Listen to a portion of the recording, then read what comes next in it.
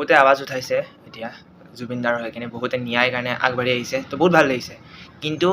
খালি ইলিগেলি একো নকৰিব যদি আপোনালোকে যদি লাইভ ক'ৰবাত দেখিলে শ্যাম কানু মহন্তক তো হাত তুলিবলৈ নাযাব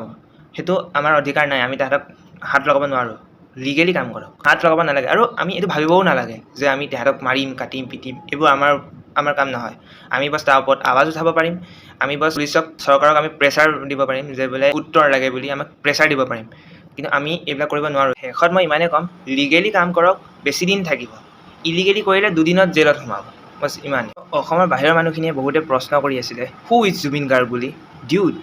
একবাৰ গুগল करके देख लो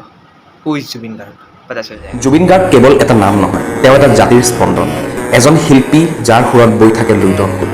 এজন অভিভাৱক যাৰ ছত্ৰছায়াত আশ্ৰয় লয় অসমীয়াৰ প্ৰাণ